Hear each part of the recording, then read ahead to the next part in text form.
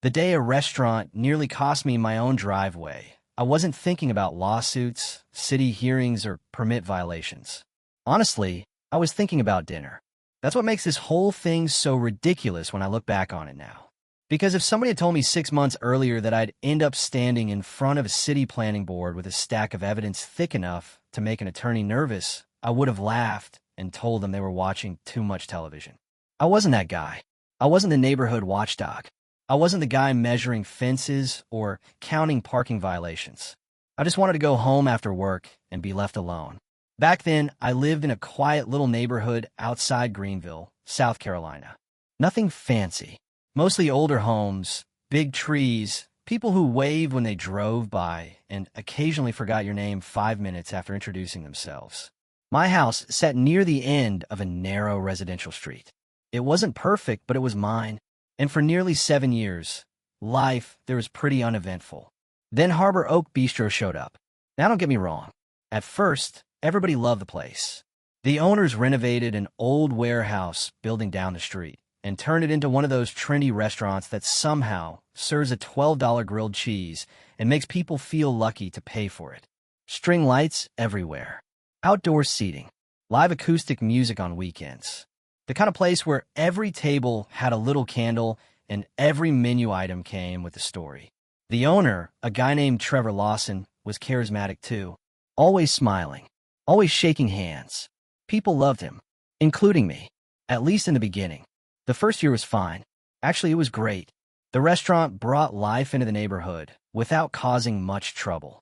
Then business exploded, and that's when things started changing. One outdoor patio became two. Weekend crowds got bigger. Delivery trucks became more frequent. Catering events started happening almost every night. The parking lot filled up constantly. And little by little, the restaurant began spilling into spaces that didn't belong to it. At first, it was harmless. Guests parking slightly over property lines. Employees using residential spots. Nothing worth fighting over. But then came a Friday that changed everything. I remember it perfectly because it had already been one of those days where every little thing seemed determined to annoy me. My boss had dumped extra work on my desk. Traffic was terrible. My phone died halfway through the afternoon. By the time I got home, all I wanted was to park my truck, microwave leftovers, and disappear into a baseball game for a few hours. Instead, I turned onto my street and immediately hit the brakes. A giant white catering van was parked directly across my driveway. Not partially, not accidentally, completely. The entire entrance was blocked. I actually laughed when I first saw it. Not because it was funny, because my brain refused to believe someone could be that careless. I sat there with my engine running, waiting for somebody to notice. 5 minutes passed. Nothing. 10 minutes. Still nothing. Eventually I got out and walked around looking for the driver. No luck. The restaurant was packed. Music playing. People laughing. Servers rushing around carrying trays. Meanwhile, I was standing in the middle of the street, staring at a van that had effectively locked me out of my own property. 42 minutes. I know because I checked the time 3 different times. 42 minutes before a young catering employee finally wandered outside, holding a to-go container. The kid couldn't have been older than 22. He saw me standing there, saw the truck, saw the driveway, then looked back at the van. His face immediately changed. "Oh man, that's mine." I just stared at him. He jogged over and moved it without another word. No apology. No explanation. Just drove away. And honestly, that should have been the end of the story. People make mistakes. I made plenty myself.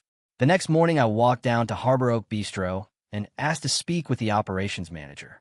Her name was Rachel Mercer. Sharp suit. Perfect smile. The kind of person who looked like she could sell ice to someone standing in a snowstorm. I explained everything calmly. No anger. No accusations. Just facts. She listened, nodded politely, then gave me a reassuring smile. That shouldn't have happened.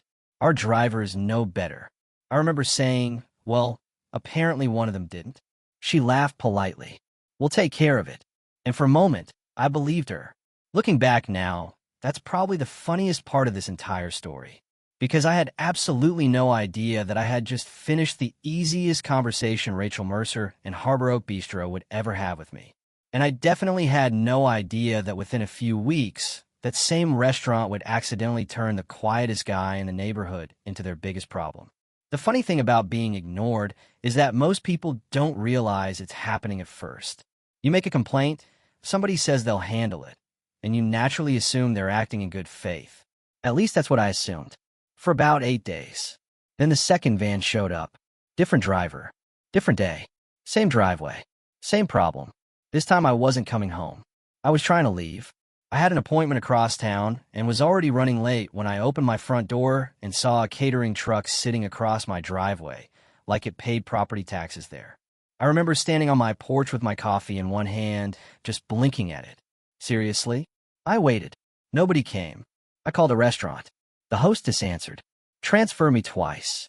Eventually somebody tracked down a manager. 27 minutes later the truck moved. No apology. No explanation. Just inconvenience. That was the first moment something fell off. Not because of the truck, because of how normal everyone seemed to think it was. As if my driveway was somehow optional. As if my property rights became flexible whenever the restaurant got busy. Over the next month, it happened again. And again. And again. Sometimes it was 10 minutes. Sometimes 30. One evening it was nearly an hour. The excuses changed every time. New employee. Busy event. Vendor confusion. Staff shortage. Temporary situation. Funny how temporary situations kept repeating every weekend. One Saturday morning, I ran into my next-door neighbor, Linda. Retired school teacher. Sweet woman. The unofficial source of neighborhood gossip. She was watering flowers when she asked, "They blocking you again?" I stopped walking. Again. She laughed. "Oh, honey, you're not the only one." Turns out several neighbors had complained about restaurant overflow for months. Parking issues, noise, employees cutting through private property, trash occasionally ending up in people's yards. But nobody wanted conflict. Most people just adapted. That's when I started noticing something. The restaurant wasn't being malicious, at least not intentionally. What they were doing was worse. They had become comfortable. Comfortable with inconvenience. Comfortable with pushing boundaries. Comfortable assuming nobody would push back hard enough to matter. And once I saw that pattern, I couldn't unsee it. The final straw came on a Tuesday afternoon. I had a follow-up medical appointment scheduled. Nothing serious. Just one of those routine visits you wait months to get. I was leaving with plenty of time to spare. Or so I thought. When I opened my garage door, there it was. Another catering truck. Another blocked driveway. I called. Nobody answered. I walked to the restaurant. Nobody could find the driver. I waited. 20 minutes. 30. 40. By the time the truck finally moved, I was too late. The appointment was gone. Rescheduled 6 weeks later. And standing there in that parking lot, listening to some assistant manager explain how unfortunate the situation was, something inside me changed. Not dramatically. Not angrily. Quietly. The way a light switch flips. The way a door closes. Because suddenly I realized something important. I had been treating this like a misunderstanding. They were treating it like background noise. Those are not the same thing. The next day, I walked back into Harbor Oak Bistro. Rachel was there. Same office. Same smile. Different version of me. "Rachel," I said, "this keeps happening." She sighed. Actually sighed. Not dramatically. Just enough. The kind of sigh people make when they're tired of hearing about a problem they don't personally care about. "We're doing the best we can." I'll never forget those words. Because at that exact moment, I knew she wasn't taking responsibility. She was managing inconvenience. My inconvenience. And there is a huge difference. I nodded. Didn't argue. Didn't raise my voice. Didn't threaten anything. I simply said, "Okay." Then I left. Rachel probably thought she'd won that conversation. In reality, it was the last one she was ever going to win. That night I bought a notebook. Nothing special. Just a cheap black notebook from a drugstore. And I started documenting. Every incident. Every vehicle. Every date. Every license plate. Every minute. I took photographs. Recorded timestamps. Zavit videos. Created folders. Backed everything up twice. At first it felt excessive. Almost ridiculous. Like I was preparing evidence against a parking spot. But after a couple weeks something interesting happened. Patterns emerged. The same vendors. The same catering company. The same drivers. The same days, the same operational shortcuts, and most importantly, the same lack of consequences. Week after week, I watched employees pull up and block my driveway without hesitation. No uncertainty, no concern, no urgency. One driver even stepped out while I was standing there and casually asked, "They're going to be long?" I actually laughed. Not because it was funny, because the audacity caught me off guard. "My driveway," I said. He looked confused. "What? That's my driveway." The guy turned around, looked at the truck blocking it, then shrugged. "I'll only be a few minutes." Then he walked away. I stood there speechless, not angry, almost impressed. It takes a special level of confidence to inconvenience somebody while acting like they're the inconvenience. By the end of 6 weeks, I had documented 41 separate incidents. 41 different dates, different vehicles, different employees, same behavior. And somewhere during that process, the problem stopped being emotional. That's important, because emotion makes mistakes. Evidence doesn't. One night, I sat at my kitchen table, surrounded by folders and photographs, trying to figure out what to do next. Tow trucks crossed my mind. Police reports crossed my mind. Civil complaints crossed my mind. Then something unexpected happened. I stumbled across a city planning document, completely by accident. A public record buried deep inside the municipal website. Most people would have closed the page after 10 seconds. Instead, I kept reading. And that's when I found Harbor Oak Bistro's outdoor expansion permit. Turns out restaurants operating beyond certain occupancy limits needed periodic renewal approval from the city. Nothing unusual there. But buried several pages into the permit conditions was a section that made me sit up straighter. I read it once, then twice, then a third time. The wording was crystal clear. Businesses operating under the permit were required to maintain unobstructed access to neighboring residential properties at all times. At all times. Not usually. Not most of the time. Not whenever convenient. At all times. I remember leaning back in my chair and staring at the ceiling, because suddenly everything looked different. For weeks I'd been thinking like a frustrated homeowner. The city wasn't interested in frustrated homeowners. Cities deal with those every day. But permit violations? That's different. Permit violations create liability. Liability creates attention. And attention creates consequences.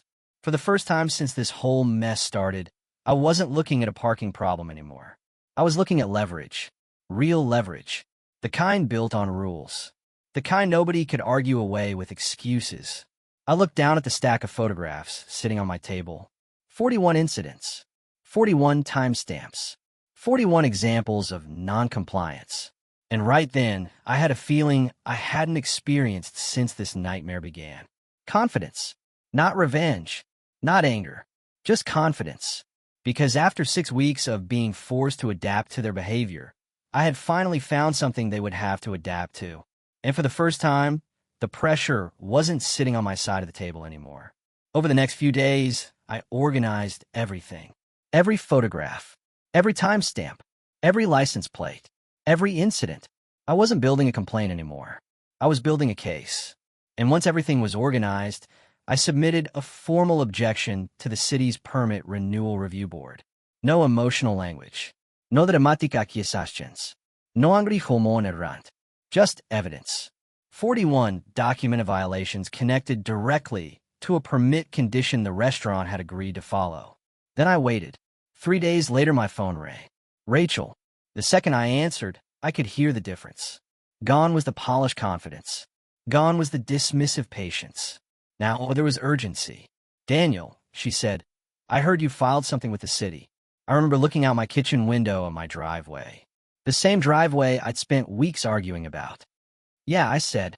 Long pause. Then came the explanations. Vendor issues. Staff turnover. Scheduling mistakes. Growing pains, operational challenges.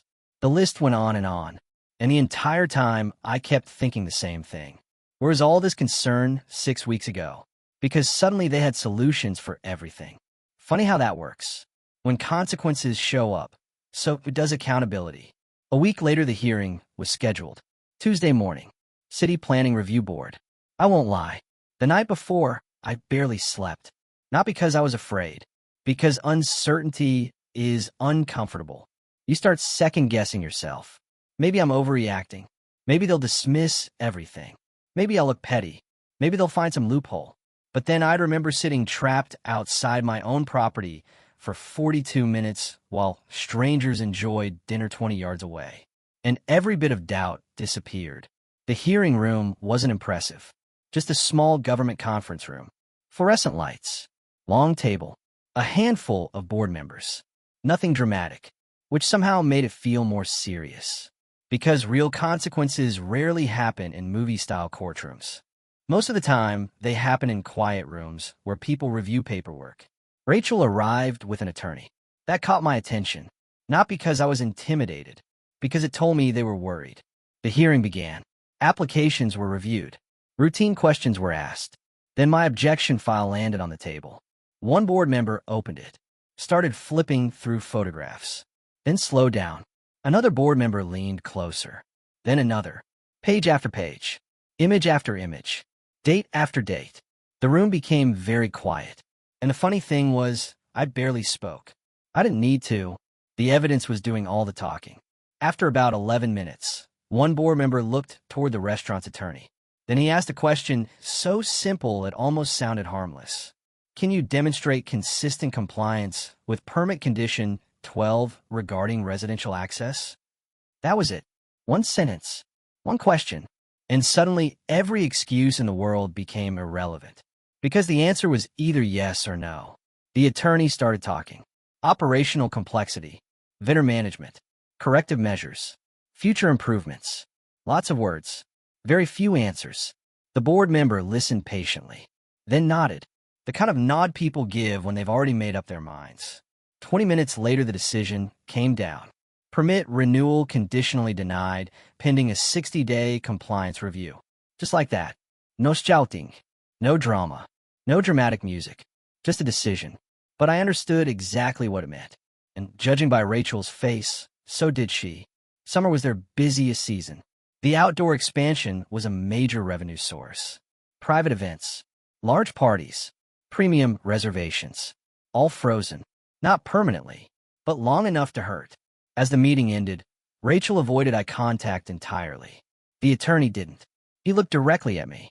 Not angry, not hostile, more like someone recalculating, like a chess player realizing the board had changed. That afternoon, I received another call, this time from the attorney. No excuses. Straight to business. We'd like to resolve this matter. The first offer was a written apology and operational guarantees. I declined. Politely. The second offer included improvements to a shared access lane behind our properties. Again, I declined, not because I wanted revenge, because neither proposal addressed the real issue. Trust. Once someone repeatedly ignores a boundary, promises aren't enough. Structures matter. Consequences matter. Enforcement matters. A week later, they came back with a different proposal. And this one made me stop and think. Permanent concrete barriers separating operational vehicle areas from residential access points. A recorded easement agreement protecting my driveway rights. Financial compensation for documented disruption. And finally, a penalty provision. $200. Every single time. Every violation. No exceptions. No debates. No gray area. For the first time, the solution didn't rely on goodwill. It relied on accountability. That's a very different thing. I reviewed everything with an attorney of my own. Took my time. Read every page. Then I signed. A week later, the city reinstated the permit.